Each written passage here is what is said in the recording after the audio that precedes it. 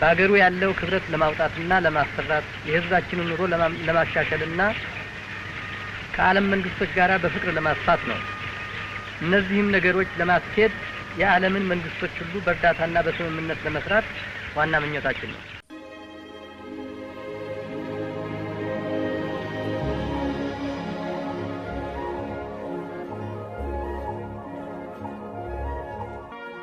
ጤና ይስጥልኝ። የአክብሮት ሰላምታዬ ከፍቅር ቤት ዝግጅት ክፍል ይድረሳችሁ። ገና ዙፋኑን ባናታቸው ሳይደፉና ንግሥት ዘውዲቱን በሞግዚትነት ሲያግዙ ልዑል ራስ ተፈሪ እያሉ በርካታ አገሮችን ጎብኝተው ለኢትዮጵያ ይጠቅማታል ያሉትን ሐሳብና ልምድ ይዘው ተመልሰዋል። ከነዚህ ጉብኝቶች አንደኛው በካይሮ ያደረጉት ነበር። በዚህ ወቅትም ለ2000 ዓመታት የቆየውን የኢትዮጵያ ኦርቶዶክስን በበላይነት የምታስተዳድረውን የአሌክሳንድሪያን ቤተክርስቲያን ስልጣን በመሸርሸር ቀዳሚውን ሥራ ሰርተዋል። በዚህም መሠረት ጥለዋል። በጉብኝታቸው ኢትዮጵያዊ ሊቃነ ጳጳስ እንዲሾም ቤተክርስቲያኒቱ ህልውናዋ እንዲጠበቅ መሰረት ጥለው ተመልሰዋል። ይህ ምስጢራዊ ተልእኮም ከንግስናቸው 30 ዓመታት በኋላ እውን ሆኖ ተሳክቷል። ኢትዮጵያ ከቀደምት የዓለም መንግስታት ማህበር አባላትም አንዱ አድርገዋታል። አህጉራዊው የአፍሪካ አንድነት ድርጅት እንዲመሰረት ያደረጉት ጥረት ምትክ የለውም። የተወለዱት ሐምሌ 16 1884 ዓ.ም ነው።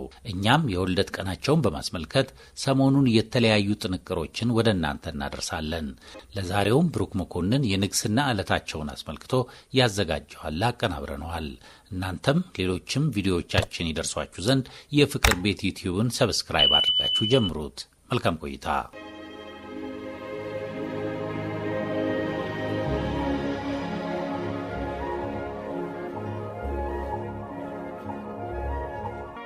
ጥቅምት 23 ቀን 1923 ተፈሪ መኮንን የንጉሠ ነገሥትነት ማዕረግን ተቀብለው የሚነግሱበት፣ እቴጌ መነንም የእቴጌ ማዕረግ ተቀብለው የነገሱበት፣ ልዑል አስፋ ወሰን ኃይለ ሥላሴም የአልጋ ወራሽነት ማዕረግ የሚቀበሉበት ቀን ነበረ። በዋዜማው ቅዳሜ ማታ ወደ ቅዱስ ጊዮርጊስ ቤተ ክርስቲያን ሄደውም አደሩ። ለ7 ቀናት ሌት ተቀን በመነኮሳት በቀሳውስት ሲቀደስበት የነበረው ዘውድ በትረ መንግስቱ በቤተ ክርስቲያኑ መቅደስ በልዩ ሁኔታ አምሮ የተዘጋጀለት ቦታ ይዞ ነበረ። ንጉሥ ተፈሪ መኮንን ንጉሣዊ ቤተሰቡ፣ መሳፍንቱ፣ መኳንንቱ በተዘጋጀላቸው ቦታቸውን ከያዙ በኋላ ሌሊቱን ጳጳሳቱ፣ መምህራኑ መሐሌት አድረው 1 ሰዓት ሲሆን ሊቀ ጳጳሱና ጳጳሳቱ፣ ካህናቱና መምህራኑ ዘውዱን ይዘው በግብጽ ቋንቋ ሊቀ ጳጳሱና የቀሩት ግብጻውያን የዘመሩ በመቅደሱ በልዩ ሁኔታ የተዘጋጀው የመናገሻ ቦታ ይዘው ገቡ። ንጉሥ ተፈሪ መኮንንና እቴጌ መነን አስፋው በወርቅ አንጎበር ውስጥ ከወርቅ በተሰራ መንበረ ዳዊት አስቀድመው ተቀምጠው ነበር። የኢትዮጵያ መንግስት አልጋ ወራሽ ሆነው የሚቀቡት ልዑል አስፋ ወሰን ከጃንሆይ ዙፋን በግራ ተቀምጠው ነበር። ከበስተኋላው የኢትዮጵያ ልዑላን፣ መኳንንት፣ ሚኒስትሮች፣ የውጭ መንግስት ተጠሪዎች፣ ታላላቆቹ መልእክተኞች፣ ሚኒስትሮች፣ ቆንስሎች ሁሉ በወርቅ የተንቆጠቆጠውን ማዕረግ ልብሳቸውን እንደለበሱ በተዘጋጀላቸው ስፍራ ተቀምጠዋል።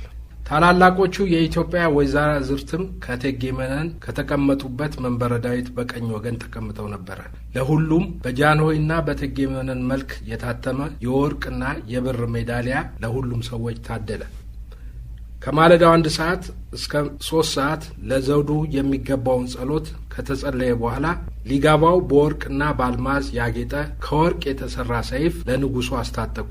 ሁለተኛ ከወርቅ የተሰራ ብትር ህለት ወርቅ። ሶስተኛ ሉል አሲዘው የአልማዝ ቀለበትም አጠለቁላቸው። 2 ከወርቅ የተሰሩ ጦሮችም አሲዘው ልብሰ መንግስት አልብሰው ቅባተ መንግስት ቀብተው በወርቅና በአልማዝ የተሰራውን ዘውድ ሊቀ ጳጳሱ አቡነ ቄድሮስ ከአቡነ ሲዋሮስ ቀብለው ከጃንሆይ ራስ ላይ ጫኑላቸው።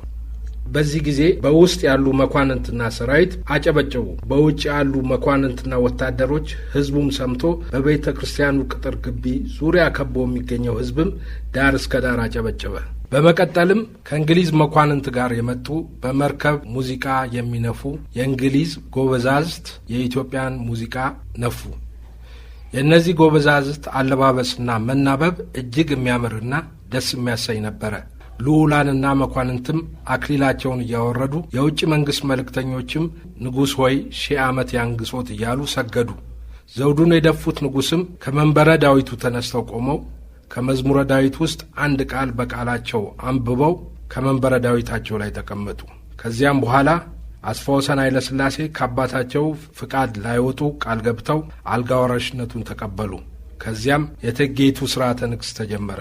መዘምራኑም የተመረጠውን ምስባክ ካሰሙ በኋላ ቆሞሳቱ የእቴጌ ዘውድን ከጠረጴዛው ወደ ጃንሆይ ይዘው ቀረቡ። ጃንሆይም ዘውዱን ከጠረጴዛው ላይ አንስተው እኔ እግዚአብሔር የፈቀደልኝን ዘውድ በእርሶ እጅ እንደተቀበልኩ እቴጌይቱም ከእኔ ተቀብላ የክብሬ ተካፋይ እንድትሆን እውነተኛ ፍቃዴ ነውና እርሶ እንዲጭኑላት ብፁዕነቶን እለምናለሁ ብለው ዘውዱን ለሊቀ ጳጳሱ ሰጧቸው። ሊቀ ጳጳሱ የተዘጋጀላቸውን ቅባ መንግሥት ቀብተው በወርቅና ባልማዝ የተሠራውን ዘውድ ለእቴጌይቱ ደፉላቸው። ለጃንሆይ ዘውድ ሲጫንላቸው ጀምሮ እስከ እቴጌይቱ ዘውድ መጫን ድረስ 101 ጊዜ መድፍ ተተኮሰ። ጭብጨባው ከመናገሻው ግቢ ጀምሮ ውጪ ከውጪ ጀምሮ በየመንገዱ ዳር እስካለው ሕዝብ ሁሉ ደመቀ። ልዑላንም መኳንንትም አክሊላቸውን እያወረዱ 1000 ዓመት ያንግሶት እያሉ ሰገዱ። የአውሮፓ መኳንንትም መለዮአቸውን እያወረዱ 1000 ዓመት ያንግሶት አሉ። ከውጭ አገር የመጡ እንግዶች አይሮፕላኖችና የኢትዮጵያ መንግሥት አይሮፕላኖች በሰማይ ላይ ሲበሩ ድምፃቸው 1000 ዓመት ያንግሶት፣ አገሮን ሰላም ያድርጎት፣ ያለምልምሎት የሚሉ ይመስሉ ነበረ። ራሶችና ደጃዝማቾች ራሶች ልዑል ራስ ካሳ፣ ልዑል ራስ ኃይሉ፣ ልዑል ራስ ስዩም፣ ልዑል ራስ ጉግሳ እጅግ የሚያምርና አዲስ አይነት ልብስ ለብሰው ጥሩ የወርቅ አክሊል ደፍተው እጅግ ያምሩ ነበረ። ከወይዛዝርቱ መሃል ወይዘሮ አሰለፈች፣ ልዕልት ተናኘ ወርቅ የወርቅ አክሊል ደፍተው፣ ሚኒስትሮችም ከወርቅ የጠለቀ ከላይ ካባ ያለ መደረቢያ ያለው ኮት ለብሰው የማዕረግ ልሻናቸውን አድርገው ነበር። ደጃዝማቾችም እንዲሁ ከወርቅ የጠለቀ ልምድና ልዩ ሆነው የተሰራ የአንበሳ ጋማ ወይንም አንፋሮ አስረው ነበረ። የነጋሪቱም ድምፅ ገብር እያለ መሬትን ያነቃንቅ ነበረ። የመኳንንቱ የወታደሩ አለባበስ እጅግ እያስደንቅ ነበረ። ሊጋባው ጸሐፌ ትእዛዙም ከፍ ባለ ማማ ላይ ሆነው የጃንሆይን መንገስ የሚገልጸውን አዋጅ ተናግረዋል። ቅዳሴው ከ3 ሰዓት እስከ 6 ሰዓት ነበረ የተቀደሰው። በግብፅ ቋንቋ ነበረ ቅዳሴው የተካሄደው። ቀዳሾቹም ሊቀ ጳጳሳቱ አቡነ ቄርሎስና ከፓትርያርኩ አቡነ ዮሐንስ የተላኩት አቡነ ዮሴፍ፣ ቆሞሱ አቡነ ጊዮርጊስ ነበሩ። በሊቀ ጳጳሱ በአቡነ ቄርሎስ እጅ ጃንሆይና እቴጌ ቅዱስ ቁርባን ተቀብለው ከወጡ በኋላ ካህናቱ ታቦቱን ይዘው እየዘመሩ ዑደት አድርገው ጃንሆይና እቴጌ ልዑል አልጋ ወራሽ አስፋወሰንም ለማረፊያ በተሰናዳው ቦታ ተቀመጡ። ልዑላን መኳንንት፣ ሚኒስትሮች፣ የውጭ አገር መኳንንት በየማዕረጋቸው ተቀምጠው ቆይተው ጃንሆይና እቴጌ ፈረሶች በሚስቡት በመስታወትና በወርቅ የተሠራ ሰረገላ ተቀምጠው መንገድ ጀመሩ። ልዑላን መኳንንትና ሚኒስትሮች በአውቶሞቢል እየሆኑ ተከተሉ። ቀስ ብለውም በእልልታ በደስታ ወደ ግቢ ወደ አሁኑ አዲስ አበባ ዩኒቨርሲቲ ወደ ቀድሞ ገነተ ልዑል ቤተ መንግሥት አመሩ። የውጭ አገር መኳንንት በቤተ መንግሥቱ ንጉሡና እቴጌይቱን እየተሰናበቱ ወደ የቦታቸው ተመለሱ። ለመኳንንቱና ለመሳፍንቱ ንጉሡና እቴጌይቱ ግብር አደረጉ። ደግሞ ማታ 2 ሰዓት ለታላላቆቹ የአውሮፓና የኢትዮጵያ መኳንንት ግብር አደረጉ። ዳግም ማታ በ4 ሰዓት ሲሆን በአዲስ አበባ የሚኖሩ የመንግስታት ሚኒስትሮችና ቆንስላዎች በቤተ መንግስቱ ገብተው ሻምፓኝ እየተጠጣ በደስታ አምሽተው ለዓይን ያዝ ሲያደርግ ደስ የሚያሰኝ የወረቀት ተኩስ ወይንም ርችት 6 ሰዓት ላይ ሲተኮስ ሰው ሁሉ የተሰናበተ ወደ ውጭ ወጣ ይላል ስለ ንግስ በዓሉ በስፋት የዘገበ ጋዜጣ ዘጋቢ።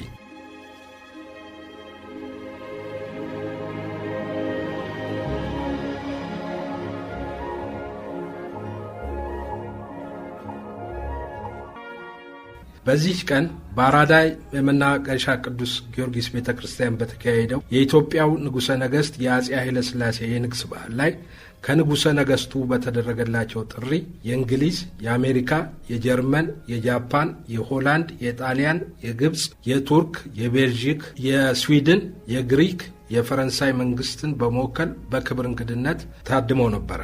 ከዛሬ 89 ዓመት በፊት አንድ ቀን ቀደም ብሎም እንደ ትላንት ጥቅምት 22 ቀን 1923 ከረፋዱ በ4 ሰዓት ቀዳማዊ ኃይለ ሥላሴና እቴጌ መነን ሊቀ ጳጳሳት አቡነ ቄርሎስና ጳጳሳት፣ ልዑላን፣ መኳንንትና ሚኒስትሮች፣ የዲፕሎማቲክ ሰዎች፣ ጥሪ የተደረገላቸው እንግዶች በተገኙበት ብዙ ሺህ ሕዝብና ወታደሮች በአራዳ ጊዮርጊስ ቤተ ክርስቲያን ፊት ለፊት ይገኝ የነበረ እስከ ቅርብም ጊዜ የአዲስ አበባ ነዋሪ የሚገናኝበትና ከድካሙ የሚያርፍበት ትልቅ የሾላ ዛፍ የነበረበት ስፍራ ላይ ተሰባስቦ ነበረ። የሾላ ዛፉ በነበረበት ስፍራ ላይ በኢትዮጵያ ሰንደቅ ዓላማ ተሸፍኖ በየአራቱ ማዕዘናት በአራት መሐንዲሶች የተወጠረ ገመድ የታሰረ አንድ ሐውልት ነበረ። ሊቀ ጳጳሳቱ ጸሎት አድርገው ከባረኩ በኋላ ቀዳማዊ ኃይለ ሥላሴም የተወጠረውን ገመዶች በመቁረጥ የተሸፈነበትን ሰንደቅ ዓላማ ገለጡ። ዳግማዊ ምኒልክ በፈረስ ሆነው ዘውዳቸውን ደፍተው ላንቃ እንደለበሱ ሆነው ወርቅ በመሰለ ነሐስ የተሰራ የዳግማዊ ምኒልክ ሐውልት በይፋ የተመረቀው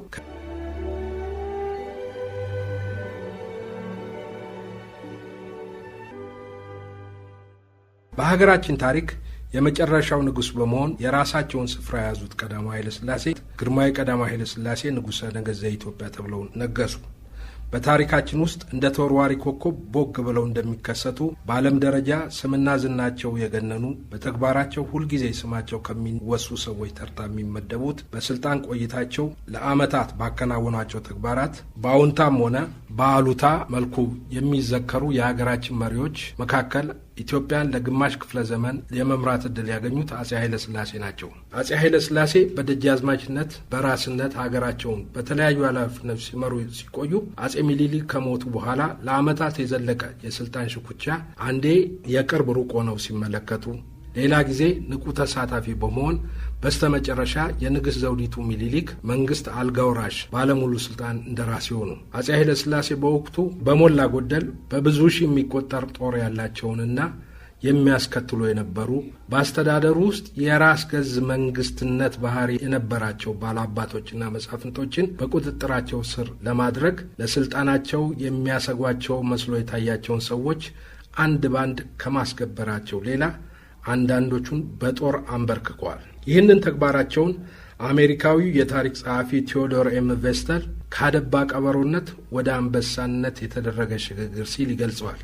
በዚህ አይነት መልክ ቀስ በቀስ የሀገሪቱን ከፍተኛ ስልጣኖች ሁሉ በመጠቅለል ነው ንጉሠ ነገሥት ሆነው የነገሱት። አጼ ኃይለ ሥላሴ በአልጋ ወራሽነት የስልጣን ዘመናቸው የፕሮፓጋንዳን ጥቅም ይልቁኑ የግል ስብዕናና ዝናን በመገንባት ረገድ የመንግስትን ኃያልነት በመስበክ በሀገር ደረጃ ሰላምና መረጋጋት ለመፍጠር ያለውን ፋይዳ በሚገባ ያውቁ ስለነበረ ብርሃንና ሰላም የተባለ ሳምንታዊ ጋዜጣ በማቋቋም ሰፊ የሆነ የፕሮፓጋንዳ ሥራ አካሂደዋል። በአጠቃላይ ለ47 ዓመታት በስልጣን ላይ የቆዩ ቀዳማዊ ኃይለ ሥላሴ በስልጣን ዘመናቸው ከፋፍለ ግዛው አይነት የማካቬሊ የፖለቲካ ስልት መከተልና በዚህ መልክ አገርን በማስተዳደር ይወዱ ነበር ይሏቸዋል። ንጉሠ ነገሥት ሆነው በነገሱ በአምስተኛው ዓመት የጣሊያን ጦር አገራችንን በመውረሩ በወቅቱ የተባበሩት መንግስታት ማህበር አቤቱታቸውን ከማሰማት ባሻገር መደበኛ ተዋጊ ጦር እየመሩ ከመዋጋታቸው በተጨማሪ የጣሊያን ጦር ሊያሸንፉ ስላልቻሉ አቤቱታቸውን ለመንግስታት ማህበር ለማቅረብ ወደ እንግሊዝ ተሰደዱ። በወቅቱ ለዓለም አቀፉ ማህበረሰብ የደረሰባቸውን ስቃይ ተቋቁመው ይህ በኢትዮጵያ ላይ የደረሰው እልቂትና ሽንፈት ነገ ተራውን ጠብቆ በእያንዳንዱ የአውሮፓ መንግስት ላይ እንደሚደርስ በማሳሰብ በዓለም ታሪክ የሚጠቀስ ተግባር ፈጽመዋል። ቀዳማዊ ኃይለ ሥላሴ ለዓመታት በስደት ከቆዩ በኋላ በእንግሊዝ መንግስት እርዳታ በሰሜን ምዕራብ ኢትዮጵያ ነጻ አውጪ ጦር በመምራት በድል አድራጊነት ወደ አገራቸው ተመልሰው ስልጣናቸውን መልሰው ተቆናጥተዋል። አጼ ኃይለ ሥላሴ ዓለም ምስራቅና ምዕራብ በሚል ለሁለት ጎራ ተከፍሎ በነበረበት ወቅት ከማንም ሳይወግኑ ገለልተኛ ሆነው ለዓለም ሰላም መከበርና መረጋገጥ የተባበሩት መንግስታት ድርጅት ያለውን ስልጣንና ኃላፊነት በብቃት እንዲወጣ አባል አገሮች በኮሌክቲቭ ሴኩሪቲ መርህ የሰላም ማስከበር ተግባር ላይ የድርሻቸውን እንዲወጡ ጥሪ ከማድረግ በተጨማሪ የሰላም አስከባሪ ጦር በማዝመትም ኃላፊነታቸውን በመወጣታቸው በዓለም ዲፕሎማሲያዊ ታሪክ ላይ ተጠቃሽ ለመሆን የቻሉ መሪ ነበሩ። ንጉሠ ነገሥት በመሆን ለ47 ዓመታት ኢትዮጵያን ያስተዳደሩ ቀዳማዊ ኃይለ ሥላሴ የአፍሪካ ሀገራት ነጻ ወጥተው ፓን አፍሪካን መርህ ስር ተሰባስበው አንድ ጠንካራ አህጉራዊ ድርጅት እንዲመሰርቱ ታላቅ ሚና ተጫውተዋል። ቀዳማዊ ኃይለ ሥላሴ በስልጣን ዘመናቸው በ1953 ታኅሳስ ወር ተደርጎባቸው የነበረው መፈንቅለ መንግስት ሙከራን መክሸፍ ተከትሎ በሚሰነዝርባቸው ትችትን በተመለከተ ሲናገሩ ሕዝባችን መልካም ኑሮን እስኪያገኝ ድረስ በእጃችን እንመራዋለን። የኢትዮጵያ ሕዝብ ትምህርት እንዲያገኝ የምናደርገው ጥረት ከማንኛውም የኢኮኖሚ ልማት በላይ መፈጸም ያለበት ቀዳሚ ተግባር ነው። ሕዝባችንን የምናስተምረው ወደፊት ሊራመድ የሚችልበትን መንገድ ልንከፍትለት እንደምንችል እርግጠኛ ሆነን ነው ሲሉ ተናግረው ነበረ። በስልጣን ዘመናቸው ከሀገር ውስጥ ይልቅ በዓለም አቀፍ ደረጃ የራሳቸውን ስምና ዝና ለመገንባት በሚያካሂዱት የውጭ ሀገራት ጉብኝት፣ እንግዳ ማስተናገድ ተግባር፣ የሽምግልናና የአስታራቂነት ተግባር በመፈጸም ላይ በማተኮራቸው የሀገር ውስጥ ጉዳይን ረስተው እንደነበረ የሚነገርላቸው በዓለም አቀፍ መስክ ስማቸውን ለማስጠራት የሚያስችሉ እንቅስቃሴዎች ወዳጅ ሆነው ነበረ። በመጨረሻው የስልጣን ዘመናቸው ለ51 ዓመት በትዳር አብረዋቸው የኖሩ ባለቤታቸውን እቴጌ መነን አስፋውን ከዚህ ዓለም በሞት ስለተለዩቸው ከወለዷቸው 6 ልጆች 4ቱን በሞት ስላጡ ብቸኝነት ይሰማቸው ነበረ። በስልጣን ላይ የተቀመጡት ቀዳማዊ ኃይለ ሥላሴ ከነገሱበት ቀን ጀምሮ ሲያራምዱት የነበረው የአመራር ስርዓት እስከ ታችኛው የህብረተሰብ ክፍል ድረስ ዘልቆ ለመግባት ባለመቻሉ ሰፊው ህዝብን ከመያዝ ይልቅ እሳቸው ሊይዙት የሞከሩት ከላይ ያሉ ባለስልጣኖችን ከሰራዊቱ ደግሞ ከፍተኛ መኮንኖችን ብቻ ነበረ ይሏቸዋል። በጉዳዩ ላይ አስተያየታቸውን የሚሰጡ አንዳንድ ወገኖች በዚህ ምክንያት ነው በ1966 የካቲት አብዮት መቀጣጠል እና እሳቸውም ከስልጣን ለመወገድ ያበቃቸው። አጼ ኃይለ ሥላሴ ከስልጣን ተወግደው በእስር ላይ ያሉ ከዚህ ዓለም በሞት መለያየታቸው፣ ቀብራቸውም በአሳሪዎቹ መፈጸሙን በዜና ተነገረ። ለበርካታ ዓመታት ሀገራቸው መቀበሪያ የከለከለቻቸው፣ ዓለም ግን ያለቀሰችላቸው አጼ ኃይለ ሥላሴ በአፍሪካ ህብረት ቅጥር ግቢ የመታሰቢያ ሐውልት ቆሞላቸዋል። ሀገራቸውና ለአህጉራቸው ብዙ የሰሩ የኢትዮጵያ ንጉሠ ነገሥትን ተገቢውን ክብር ሰጥተዋል። በቅርቡ የእንግሊዝ መንግሥት በለንደን ለዓለም በርካታ ተግባራትን ላከናወኑ ሰዎች መታሰቢያነት የሚሰጠውን ብሉ ኮርነር ተሰይሞላቸዋል። ታሪክ እንደዚህ ይታወሳል።